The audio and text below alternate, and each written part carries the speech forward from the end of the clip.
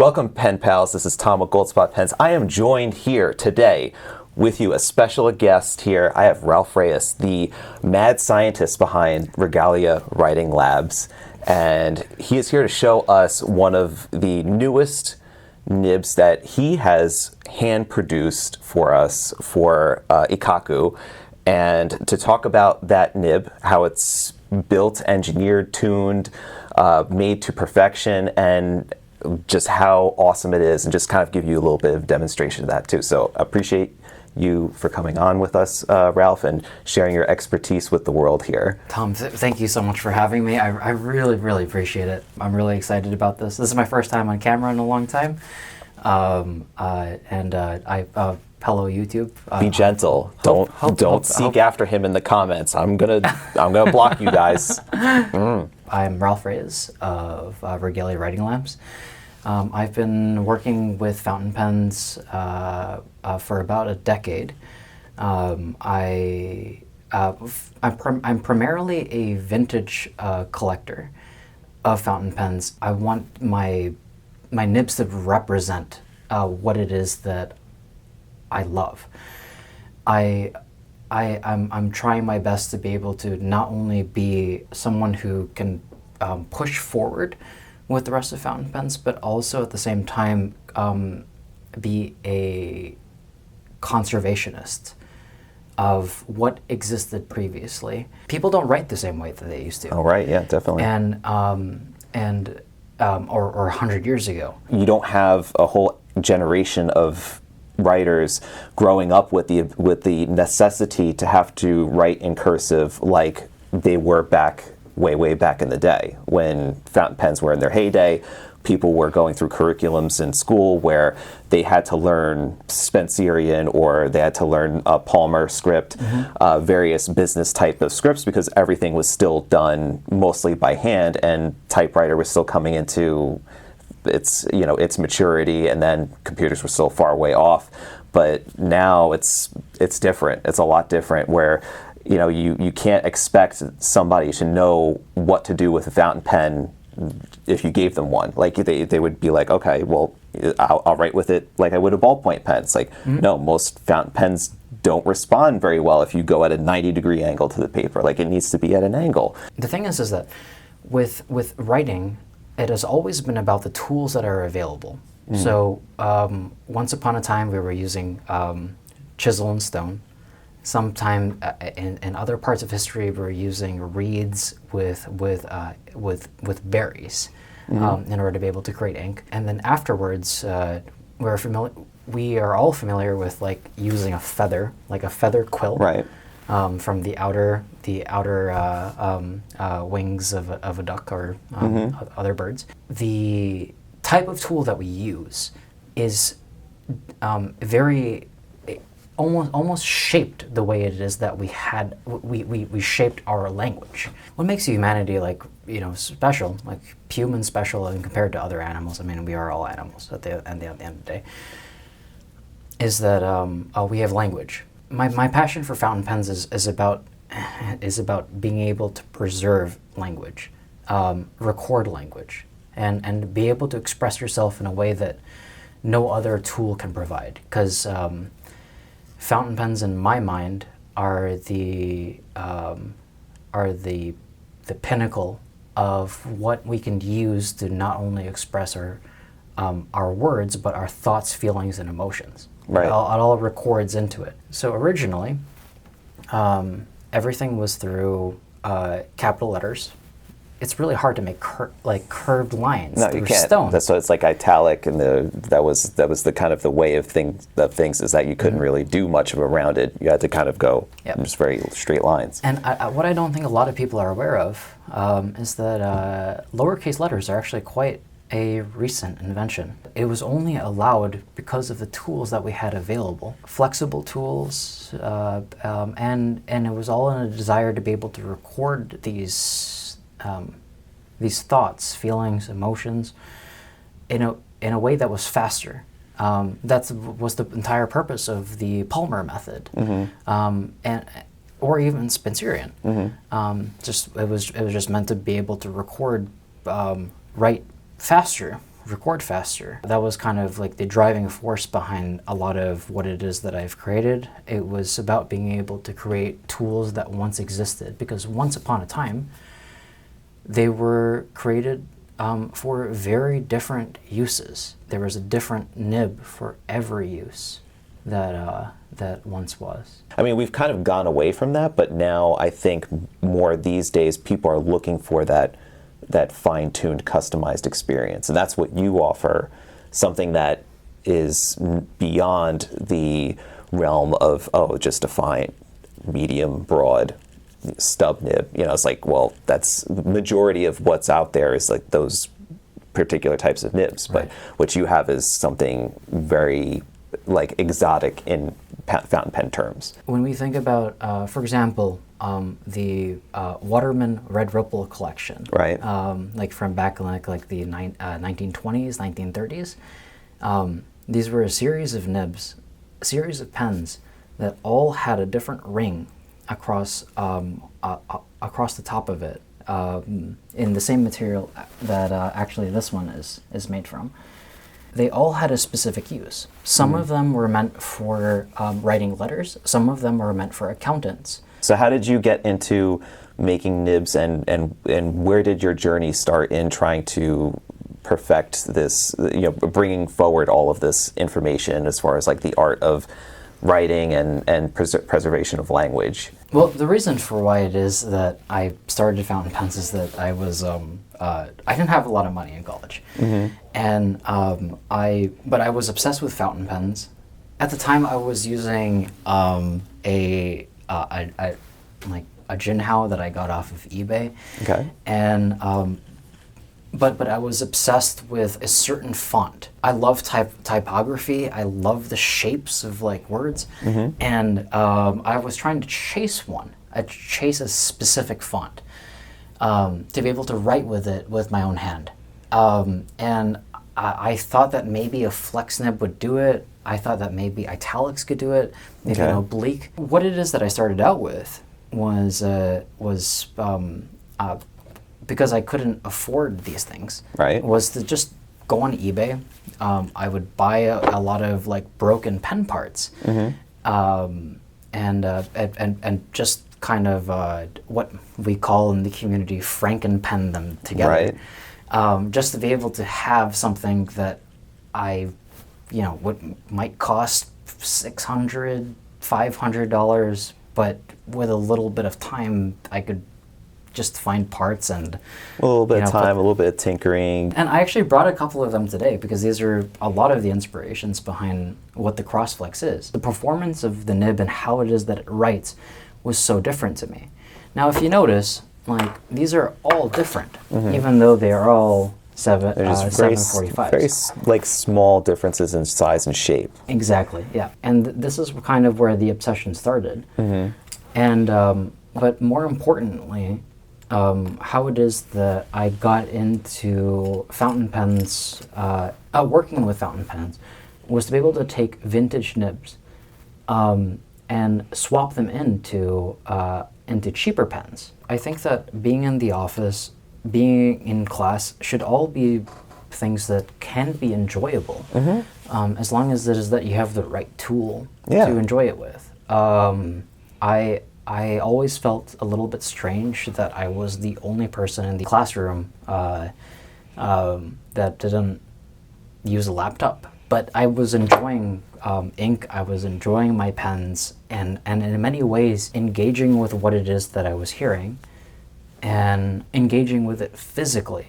Helped me to receive the information a lot better. Right. And it felt more honest. You just went into this. Did you like do some research on how to work with pens beforehand, or you just kind of got the pens and were like, now I have myself broken pens, I have to figure out how to fix them? YouTube. YouTube. That's where it is that I started, yeah. A lot of blogs, a lot of books, just to be able to figure out how it is to do this. I genuinely had a complete obsession about how to achieve a way of writing for lower cost. Now, the whole idea behind the Crossflex was that I didn't like the idea that in order to be able to write in a very particular way, that you needed to go to a pen show and or risk something on eBay in order to be able to write the way it is that you want to write. And there are certain nibs out there where it is that even if it is that you have all the money in the world, let's say you have like $500,000 to spend on a pen, but there's a particular pen that you want, good luck even finding it. Like, money doesn't matter. It's more about the access. So on top of that, a lot of the pens that I love are over 100 years old. They're precious pieces of history that will that easily break and should be preserved, because everything that it is that you see in front of me right now will outlive us, both of us. These were made, created before it is that I was ever even born. And I own them now, but I don't feel like I'm the owner of them. I feel like that I am the caretaker of them for the future. The current steward of this, yeah. I think of fountain pens as almost like the painting of your voice. They almost encourage you to express yourself honestly, in a way that I'm hard-pressed to think that another tool can. If there's anything else that can do that. Yeah. Where does Crossflex come into the whole journey of things, or where does it come to? Because originally we're looking at, vintage pens that you want to fix up to get writing and everything, but then where did the tinkering come in to then want to evolve them into like more complicated types of nib designs? Sure. So the Crossflex started with being a broke college student, and I wanted to flex them, and I couldn't afford fully completed ones, and at the time, I also couldn't make my way out to a pen show for a reliable flex pen. Right. I started tinkering, trying to find these parts, put them together, and like they did one thing. But the problem is that I wanted to have a flex writing experience that was similar to a vintage writing experience, but in a pen that I didn't have to worry about. My favorite flex pens were ones from like the 1920s, 1930s. Yeah, and you feel very delicate about having to work with those, because you know that if you accidentally push that too hard or it accidentally falls on the floor, there's no one other than a specialty nib repair person that could even try to fix that thing. But more than that, it's actually the body. If I drop this, it's gone. At the end of the day, like, fountain pens are a tool. It's a tool of expression. I don't like to think of them as like precious items or like jewelry or an accessory. They are tools at the end of the day. They're meant to be used. They're meant to be used, all of them. And I was always afraid to like drop, like 100-year-old pen. I don't blame you. So I start swapping in 100-year-old nibs into modern pens. That's how it started. The whole idea was to be able to have this vintage 100-year-old flex writing experience without the fear of breaking a piece of history. But I wanted to replicate this writing experience in a nib that can exist in modern form. And that's why it is that I have this small collection of nibs right in front of me. In order to be able to achieve this, I'm just going to dump them out over here. I'll clean this up. I went through about 300 different nib designs in order to be able to come up with what I now call the Crossflex. This is a single piece of every design that I've ever tried. The real inspiration for me was a series of nibs during World War II called Shiro nibs. Shiro nibs. In Japan, during World War II, gold was used as a war resource, and they couldn't produce nibs in the same way. And also during the time where it is that I was focusing and developing the Crossflex nib, I would see on the Fountain Pen Network, on fpgeeks.com, on Reddit, that steel flex wasn't real. Over here I have two examples of a Shiro nib, and I have a fairly large collection of these. Now these are pens that are all urushi, all Japanese style eyedroppers for World War II, and I believe that one of these was found on the shores of Okinawa after the battle, and they have Shiro nibs. So what's the difference with a Shiro nib? What's special about those? The way that people wrote back then was flexible writing. Mm-hmm. These are stainless steel. That is flexible. They flex. And especially this one. I love this one. This one feels really good. So I go on the Fountain Pen Network, I research, and everyone says that steel flex is impossible. Mm-hmm. Steel flex isn't real.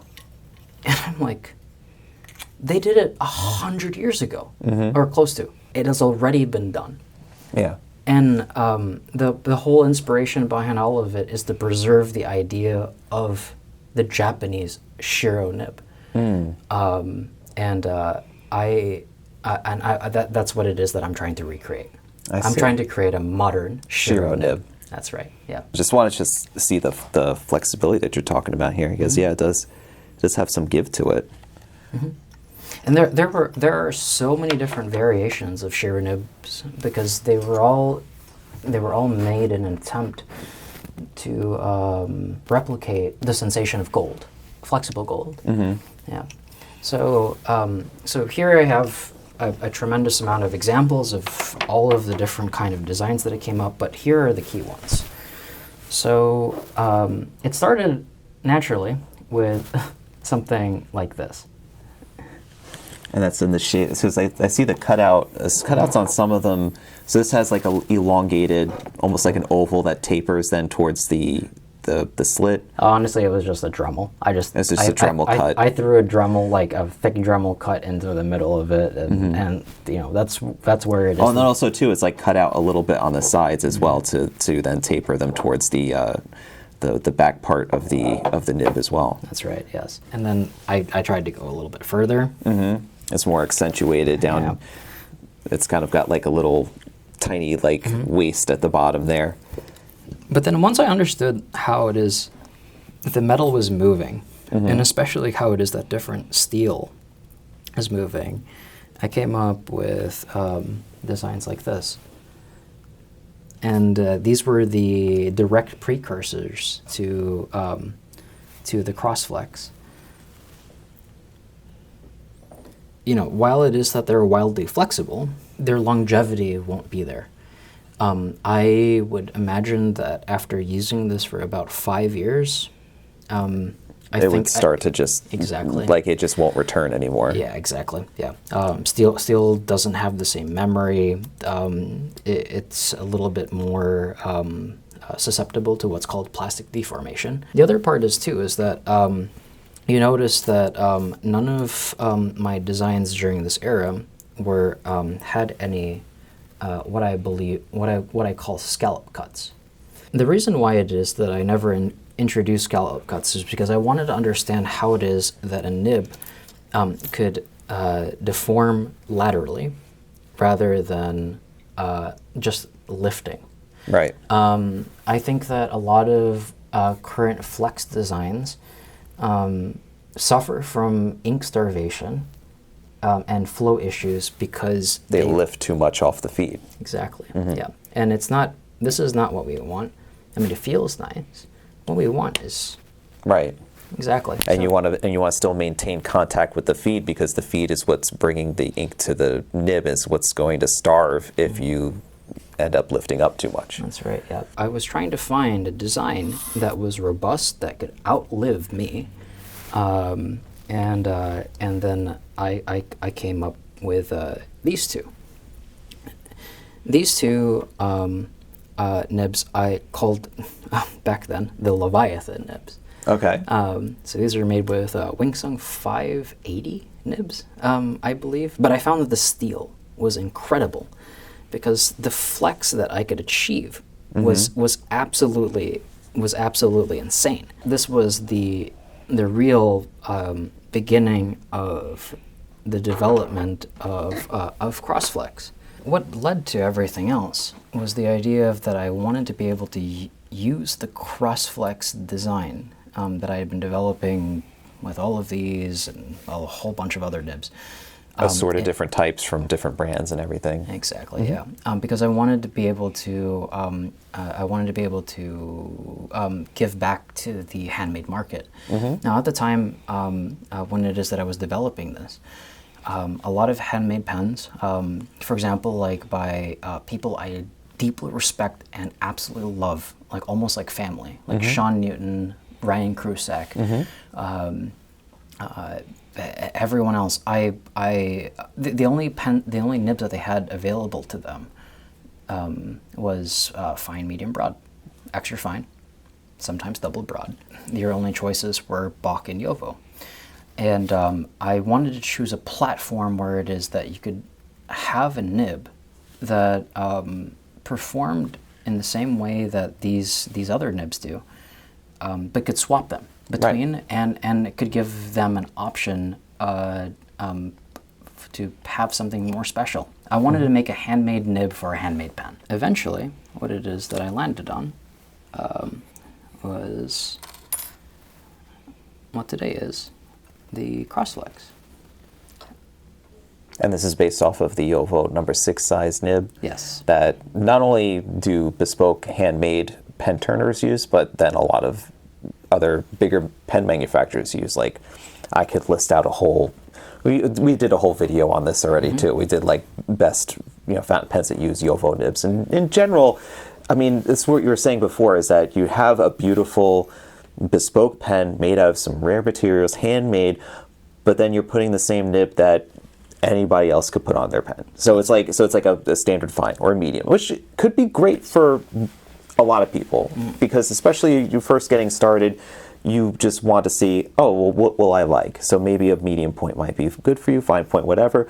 But when you're talking about a bespoke writing experience and you're talking about something that really is truly special and unique, having a customized nib that provides an extra dimension to your writing is something that just completes the whole package. I want something that that can be suitable to most people, that they can receive, purchase, receive, use on any pen that it is that they want, and enjoy it, enjoy what once was, without having to think about it, without having to be worried about the pen that it's on.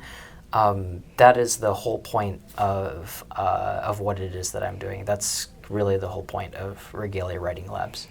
Yeah. So with the Crossflex, you actually had made a batch of them for Ikkaku, which is a luxury division of Navalor. And it is on this particular pen. It's a hand-designed urushi pen. It's made with ebonite, which is then decorated and hand-applied urushi. Coatings in green, gold, red. But what's most notably on top of here, and that's the topic of our conversation, is the Regalia Writing Labs Crossflex Nib. And I do recall that it was, so is this any different than, let's say, the Crossflex that have come before it? Yes. It is a little bit Absolutely. different. Okay. Yeah. So the whole idea behind anything that it is that I make is that I will never sell anything that is that I wouldn't want to own myself. That's first and foremost. I also will never sell anything that is not at least equal or better than what previously existed. Okay. Just because there's a design that people like and it works doesn't mean that there's not room for more improvement. This is the previous Crossflex. Okay. Yeah. Brian Chu is a really, really great friend of mine. Has been friends with me for years. He previously was known as Red Dragon Pen Company. Okay. And I'm not sure if that he continues to make pens today. I love this pen. It was just something that he made for me himself a long time ago. It's got a very, I like the longer back here. Now, the difference between this is that I wanted to be able to have something that was softer. I wanted more immediate softness. The Crossflex design originally, as it is that it was in blue, it was meant to be more robust. But as a result of that, and even though you can press it really hard, I felt it was more firm than a lot of people wanted. I wanted to create something that was a little bit softer, perhaps not so as responsive, but something that they could use with potentially sparkle ink, shimmer and sheening inks. The previous Which ink is in this pen, the red one? Yeah, this one's Ackerman Dutch Masters number 22, Rembrandt's red. Okay. And it's one of my favorites, yes. I'm really glad that you're testing it the way that it is that you are. A flex nib should not be something that you have to flex all the time. It should be something that you can be comfortable with, like writing with normally. I also wanted to allow for more inks to be used within this particular set of Crossflex nibs for the Gold Spot exclusive. If you notice, this is an eyedropper. Right. And this is actually... This is there's a Con 70 type converter, Yes. which is the push button type converter. But you could actually remove this, silicone grease the threads here, and then eyedropper the whole barrel Yes. and have that the same way. But I mean, for most part, to your point, is that maybe you'd want to throw an exotic ink in there that has sheen or shimmer, especially with being able to lay down so much of that ink on the paper. It's going to look fantastic. Right. But at the same time, maybe you don't want to fill your entire barrel up with it, so you'd want to use the converter, and that way it's a little bit safer. Yep. I want to give people the option for whatever it is that they want. So sometimes people want to eyedropper and they're comfortable doing so, but for other people, they just want to be able to use a traditional converter. And the key behind the change was really the changes to the feed. So you changed the feed? These are custom ebonite feeds. Oh, yes. okay. Yes. So these are all custom ebonite feeds by Flexible Nib Factory. By Joey Grazzi down in Texas. And the original one that I use for the one above in blue is this one. It's a triple channel feed, but uses a standard international cartridge converter. Okay. Now the new version, the version that I wanted to use with these was a pilot adjacent one. Okay. With to be able to fit then the Con 70 on top of it. Exactly, yeah. And if you take a look at the channels, and then I'll show you guys on camera in a second the difference between the openings. The channels are significantly larger on the version that comes with this Ikkaku. The orifice for ink is much larger of an aperture than it is with the international style. Exactly, yeah. And because I wanted people to be able to enjoy however it is that they wanted to use this pen. Now, if I were to sell the Crossflex directly for installation, I wouldn't be comfortable actually using this size. Right. Now, the beauty of having one of my first collaborations with Ikkaku by Narwhal, I have control of being able to assemble, test, use each pen. And every pen before it is that they enter into the box, I probably write with for about, I want to say about 30 minutes each before it is that they go out, to make sure that it's a pen that I would want to own myself. Because it's pre-installed, it's already been tuned, I have confidence that it will go out and they will be absolutely perfect. Installing this current nib in the way that it's set up with this Con 70 converter, I think would be potentially incompatible with some pens. It would be troublesome for people to install. For this particular edition, exclusive to Gold Spot, I wanted to come up with a nib and feed combination that allowed me to experiment in a controlled environment. And yeah, that's kind of the purpose of this guy. And for like the more experienced, I wouldn't be afraid to unscrew the whole housing unit and install it into another one. Okay. But the nib setup is really made specifically for this pen. So the housing unit itself, could the housing unit then screw into other Yovo number 6 housing unit type Yes, pens? but the converter would not be able to fit in the barrel of the pen, of like a decent amount of pens that let's say don't accept the clearance that. That's right. Yeah. For those kind of nibs, they would have to be purchased directly from Regalia Writing Labs, from my website. But for this particular version, that was made very differently to accommodate for a lot of these different changes and to experiment a little bit more. The only way is really Ikkaku. At the end of the day, like this design was developed by me, but it wasn't that this idea wasn't created by me.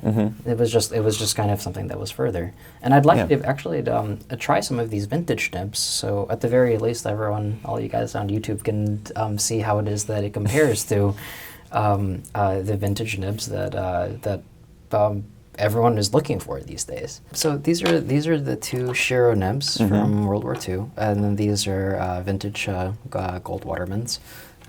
If you wanted to give that a run, to kind of show the comparison. Do they have ink in them already? Oh yeah, they need to be dipped. Oh, okay. Yes, yeah. This one's got the nice little cutout that's here.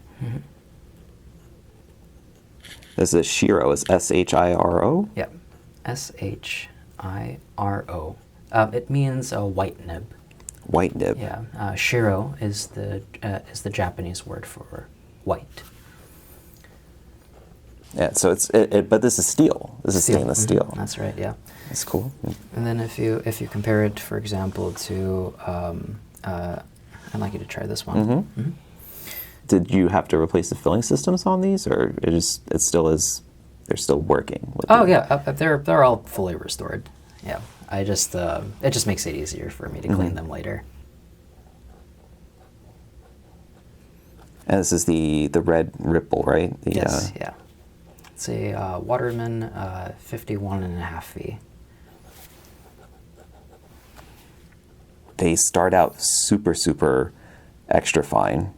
And I mean, just pushing it just a little bit will give you some of that line variation, and it's very clean. That's right. Yeah. Yeah. And that's the pursuit. But these are what I'm trying to demonstrate is that these are the nibs that everyone is obsessed with. Everyone's obsessed with this idea of having maximum flex. Now the thing is that with a nib, it's not about having the most flex possible. It's about how it is that it complements your handwriting. So what I'm aiming to create is something that you can write with normally, put into a modern pen, but also have the option, if you want to get the giant swells, if you're looking for it. We've got a tremendous number of writing samples here, and I think you can see how it is that different nibs can really change how it is that you deliver a line onto the page. My handwriting is certainly not as nice and neat as yours is. But what I... I'll watch. You got the ink cap of... That's okay, yeah. What I wanted was something that could do stuff like this.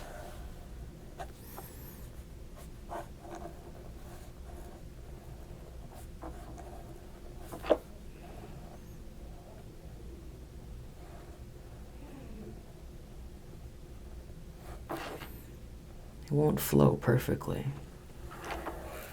but there's a softness and a sensation that I'm trading for this particular set. And I wanted to be able to show people, all of you guys, that not only can you write very large and with giant swells, but also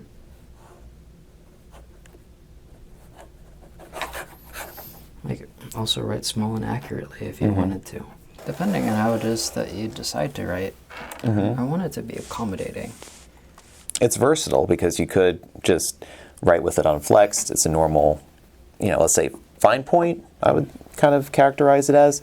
And then flexing it, you could get as wide as what you could probably expect a stub nib, like something that's even broader than a double broad. Like it gets very, very broad. And what I wanted to really demonstrate is that it's accommodating to like different styles of writing, but at the same time, I don't want to lie to anyone and say that it's always going to work perfectly.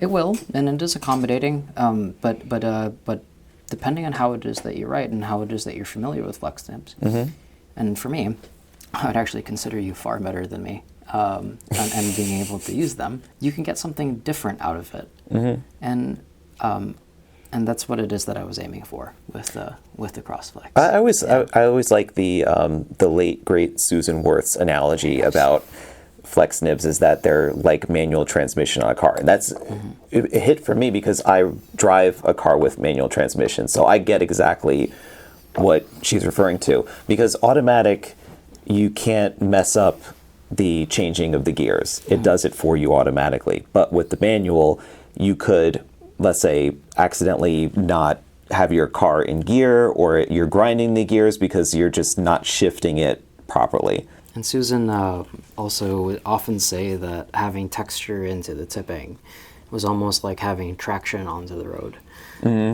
If it's too smooth, then you don't know where you're going, and you don't have the control behind it as well. I can definitely say that I am admittedly very proud of what it is that I've designed, and for the users who are looking for an experience, as I have described, an experience where it is that you can have a taste of what once existed and want to experience it in a modern form with modern inks, and especially like on a pen as beautiful as this. Yeah, it's a really nice looking, beautiful Urushi pen. I think at that point, a nib like this would be right for you. I think so too. And I mean, I'm thoroughly happy with this, and I think that you do an amazing job with the skill that you've been able to apply to this and the history, and applying also your feelings of wanting to preserve and keep handwriting in the conversation for years to come. I'm really happy that Goldspot's able to carry the Regalia Crossflex Nib, and that we get a chance to. I was appreciative of the fact that just the one that was introduced for the DC show, that was like, oh, I actually get to do a YouTube video for it. I guess I actually get to try it and write with it and at least post something on that. And then they were gone like the same day. So it's like I wasn't able to like enjoy it for very long. Sometimes certain things just stick around for a while, but those we didn't enjoy very long. But I'm glad that we had a chance to sit down and appreciate the Flex Nib on this Ikkaku exclusive that will be available at Goldspot. And I think by the time that this video will be introduced, we'll have them available for the website. Can't guarantee how long that will be. It will be available, and you'll be able to find these exclusively at Goldspot. And I thank you so much, Ralph, for Tom, thank you so much for joining having me. This is so much fun. And sharing your knowledge and expertise with everybody in our YouTube channel. Oh, and there was one last thing, is that we really want to get to 100,000 subscribers. We want to put one of the silver play buttons in the back there, and we're like so very close. So subscribe. So subscribe. And a little incentive here is that we'll actually hold one of these over, so that we will give away one of these Ikkaku pens to one of our subscribers once we hit 100,000 subscribers. So there's extra incentive, but it needs to happen before December 31st of 2023. It needs to happen before that. So there's a deadline. You need to get all of your pen friends, everybody, to subscribe to the Goldspot Pens channel, and then one of our subscribers will be able to win. We'll pick a random subscriber to win the Ikkaku with Ralph Reyes' Crossflex Nib on it. It's an amazing pen, and I look forward to seeing how people respond to it when they get their hands on them. So yeah, I think it's an absolutely beautiful pen, and I think it's way more beautiful in person than even the photos can even show. It's on another level. I'm excited. Yeah. Anyways, yeah, guys, subscribe. Subscribe. Yeah. Tom, thank you. Thank you, Ralph. Yeah. All right, thank you very much. Stay inky.